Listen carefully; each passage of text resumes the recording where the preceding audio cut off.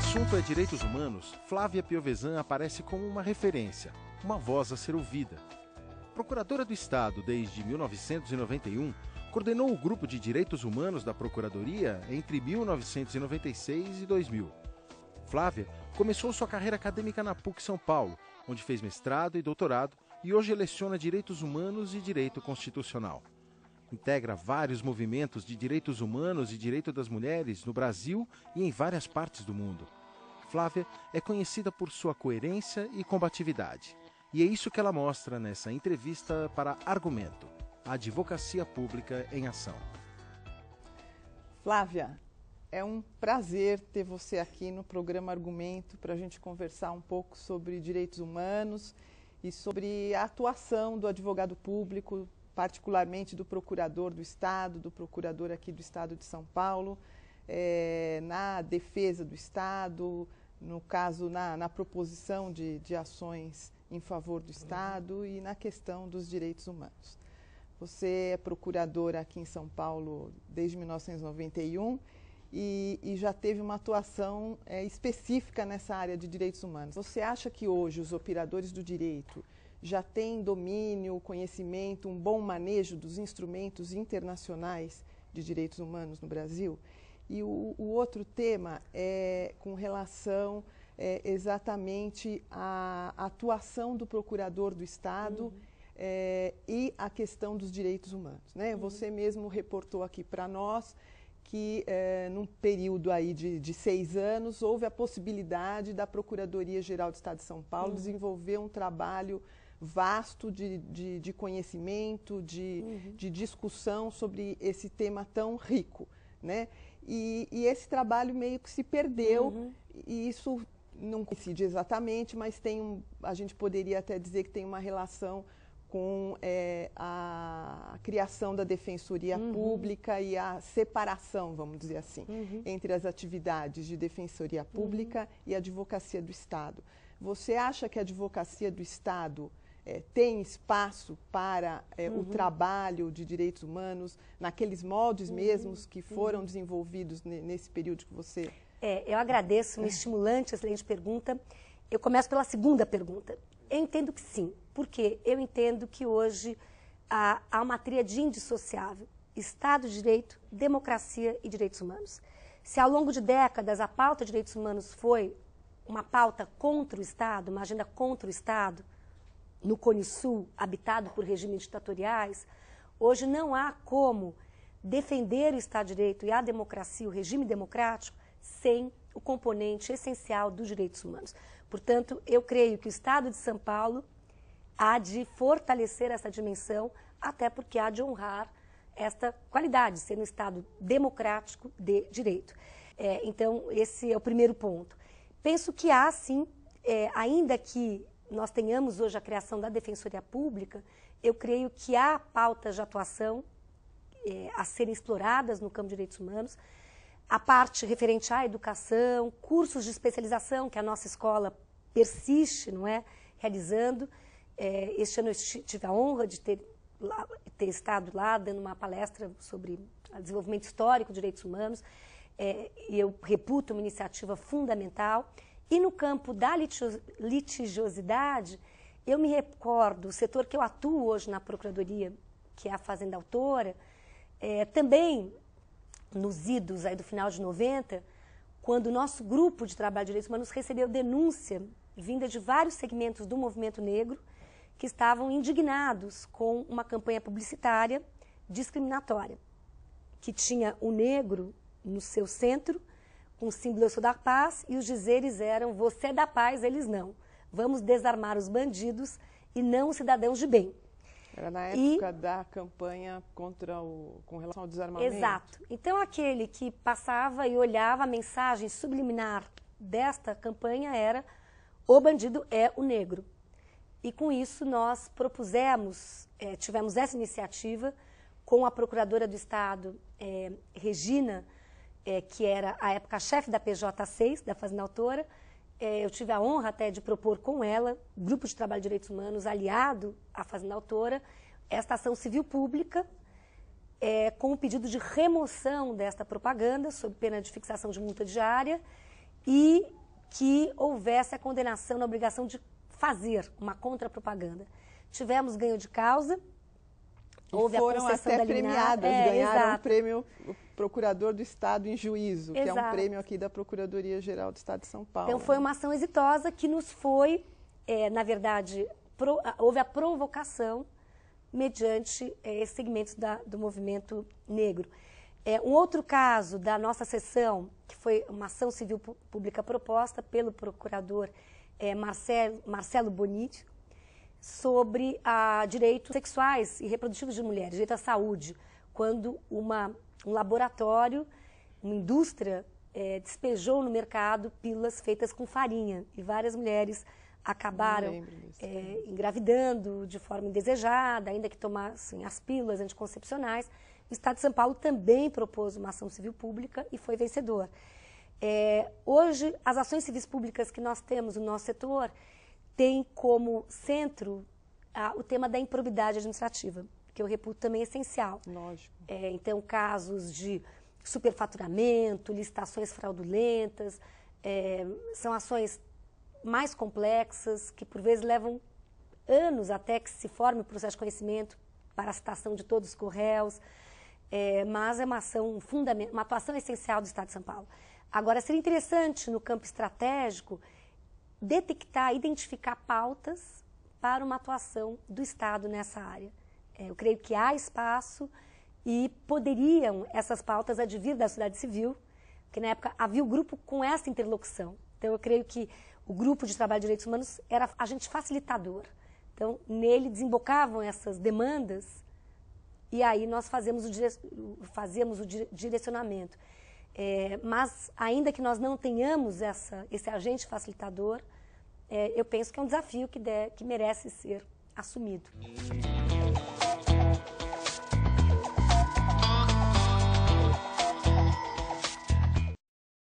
Nós temos em 1991 aquilo que nós chamamos de a Primeira Guerra do Golfo, que na verdade não foi uma guerra, porque uma guerra acontece quando você tem uma certa similaridade entre as forças em luta. Quer dizer, isso aí é uma atrocidade.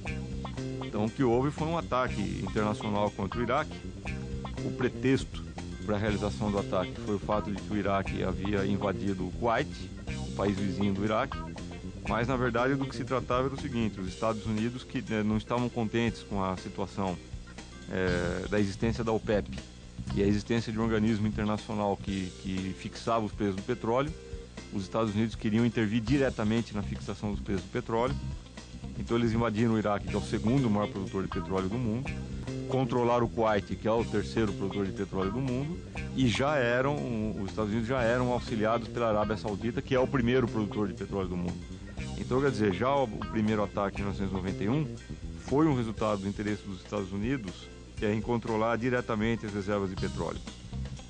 E naquela ocasião eles só não completaram o processo de ocupação do Iraque porque eles achavam que neutralizando o Saddam Hussein, isso já seria suficiente para controlar a política de preços, etc.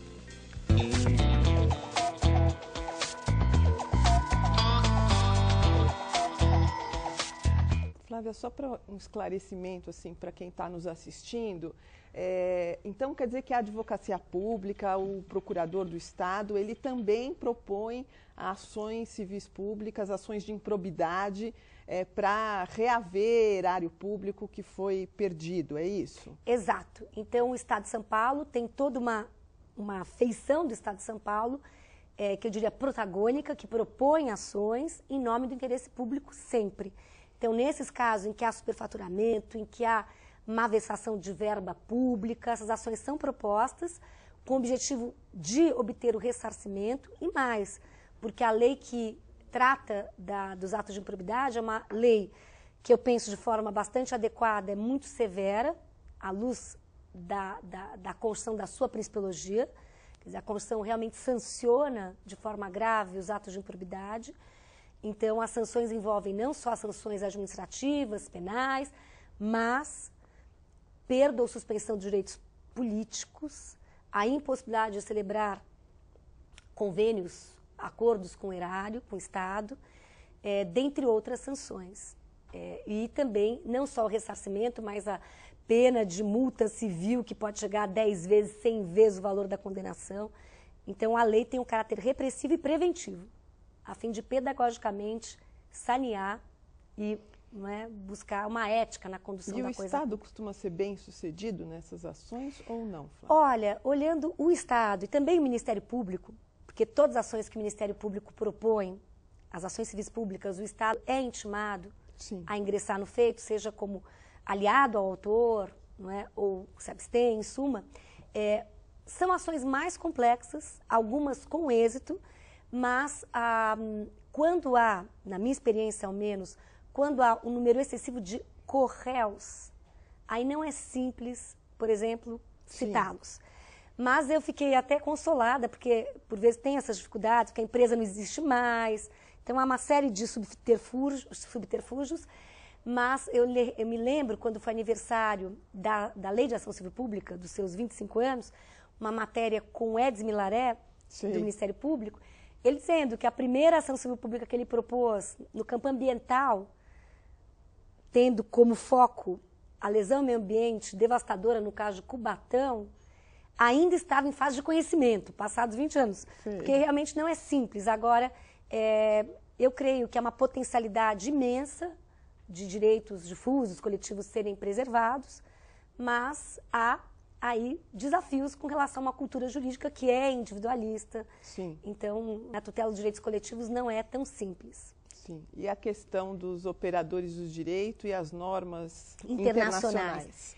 Eu creio que nós estamos começando uma cultura, estamos deflagrando um processo cultural para que os operadores de direito tenham maior abertura para com o tema.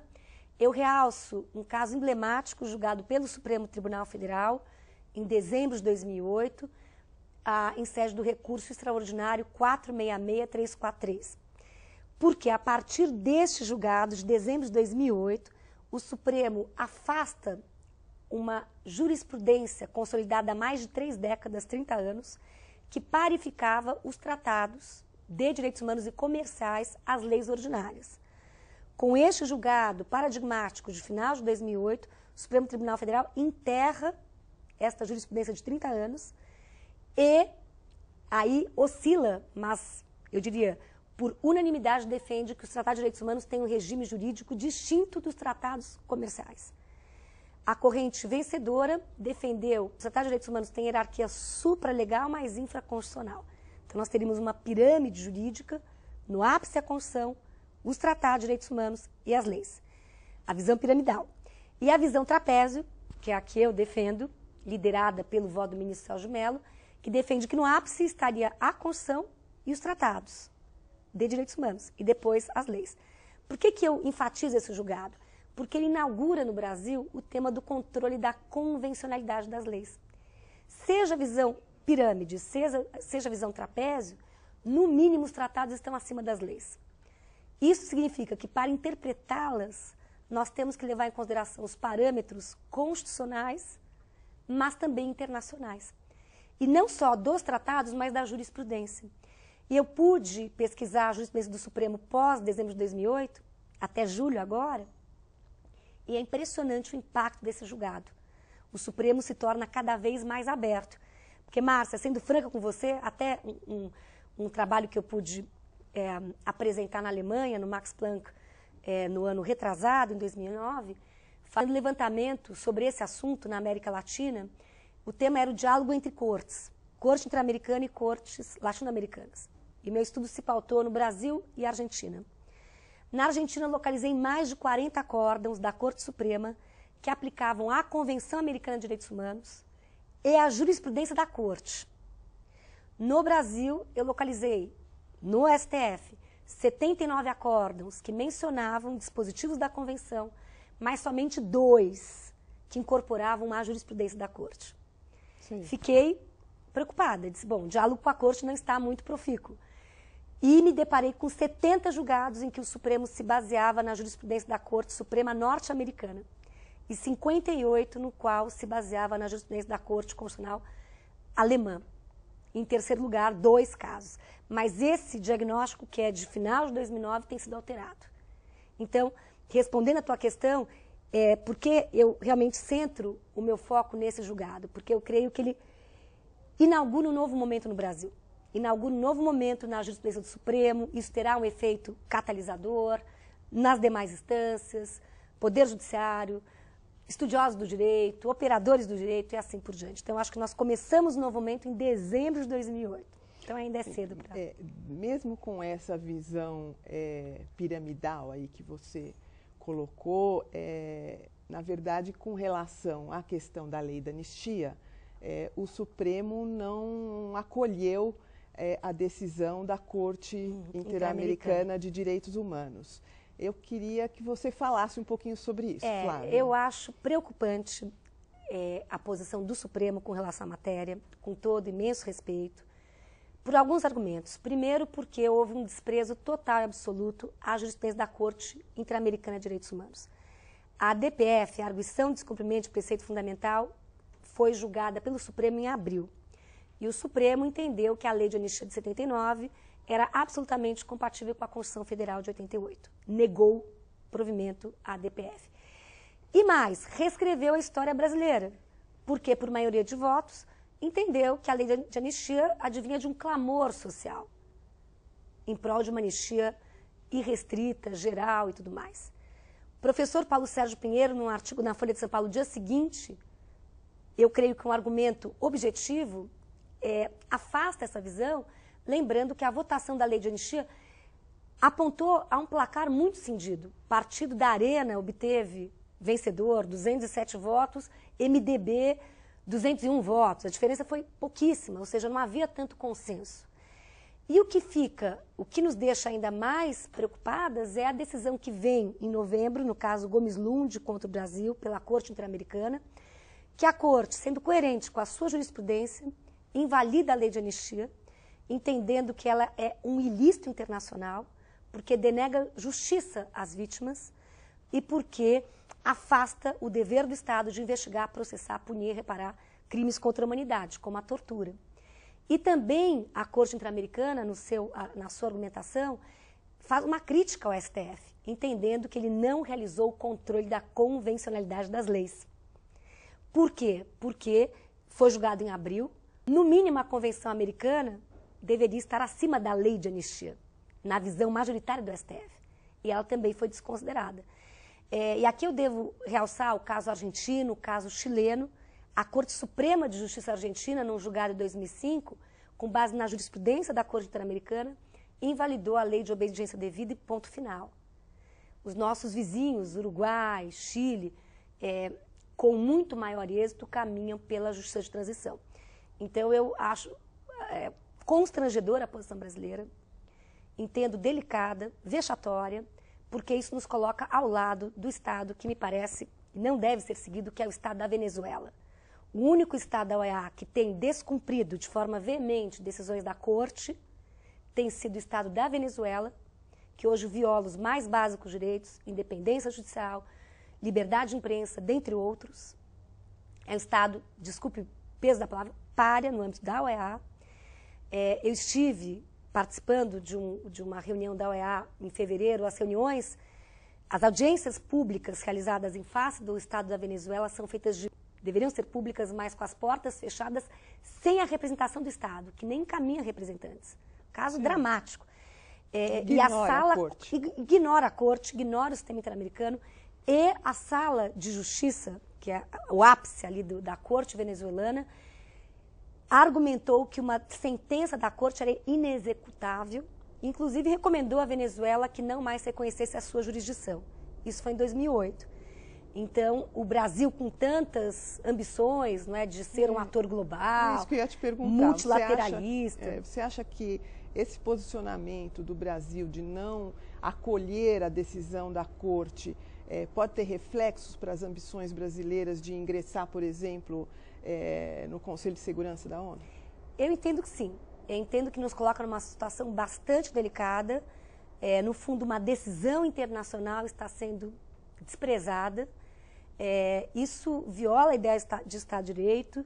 Isto viola também, isto compromete a posição do Brasil como um ator global, não só uma liderança regional, mas hoje um ator global no âmbito internacional. que sempre primou pela ótica do multilateralismo e tudo mais, pelo respeito às decisões, e isso nos coloca numa posição, como eu disse, constrangedora e perigosa, porque se esse precedente começa a se multiplicar, decretamos o óbito do sistema interamericano, que é um sistema que salvou vidas, que tem salvado vidas, que tem contribuído para o fortalecimento da democracia, dos direitos humanos, de Estado de Direito na nossa região. Flávia, um outro tema que está na ordem do dia aqui no Brasil é a questão do sigilo dos documentos históricos e a sua acessibilidade, enfim, a sua publicidade para o povo brasileiro. Qual é o seu pensamento sobre esse assunto? Até já me manifestei a respeito, inclusive no caso Gomes Lund, por solicitação da Comissão Interamericana de Direitos Humanos, eu pude, nas minhas férias do ano passado, me dedicar a esse assunto, num parecer, e a questão era se a lei 9.100 de 2005 e os decretos que a sucederam estariam em consonância com a Constituição brasileira e com a Convenção Americana. E a minha resposta, a minha conclusão foi no sentido contrário. Ou seja, a lei que trata da matéria no Brasil cria uma figura esdrúxula, que é a dos documentos ultra-secretos. E hoje está em debate e ainda também a posição de senadores que defendem a categorização em ultra-secretos. Qual é o problema? Primeiro, porque o direito à informação é previsto pela Constituição. O artigo 5º e 35 prevê a todos o direito à informação de caráter público, coletivo, geral, salvo as consideradas sigilosas, ou seja, salvo aquelas cujo sigilo seja imprescindível à segurança do Estado e da sociedade. Veja, aí nós temos uma leitura que pode ensejar uma visão muito aberta, muito flexível, muito elástica e vaga do que seria imprescindível à segurança do Estado e da sociedade. A quem compete definir isso? Há uma comissão do Executivo, que pode colocar esta etiqueta ao seu bel prazer, à luz da sua avaliação, em qualquer documento. Ou seja, é como se esta comissão do Executivo tivesse a prerrogativa de delimitar esse direito constitucional à informação.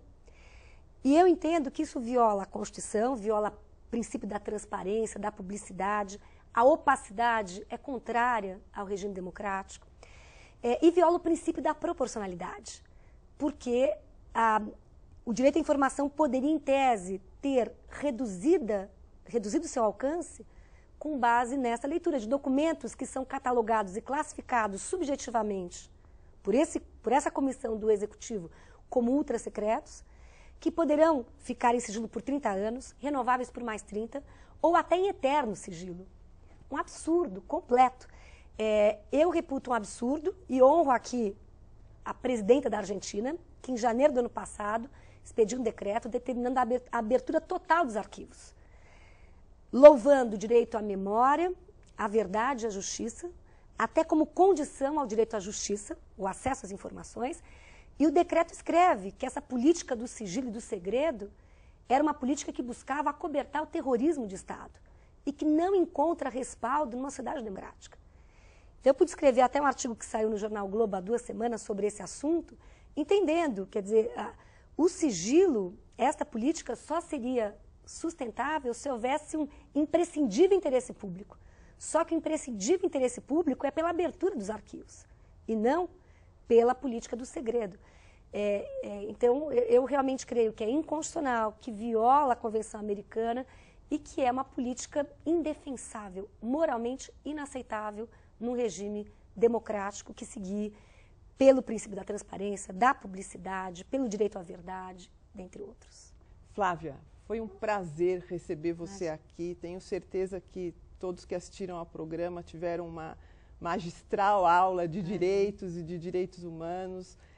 Dizer que você é uma companheira procuradora do Estado de São Paulo da mais alta qualidade, uma amiga, e dizer que, então, infelizmente o programa acabou, mas espero ter você aqui de novo conosco para discutir outros tantos temas importantes para a sociedade e pautados pela advocacia pública. Eu é que agradeço e, uma vez mais, elogio essa iniciativa, não é, tão inovadora e que lança à luz a debates essenciais no campo da advocacia pública. Parabéns, Márcia. Obrigada, Flávia. Agradeço aos telespectadores e convido-os para assistirem o programa Argumento na próxima semana.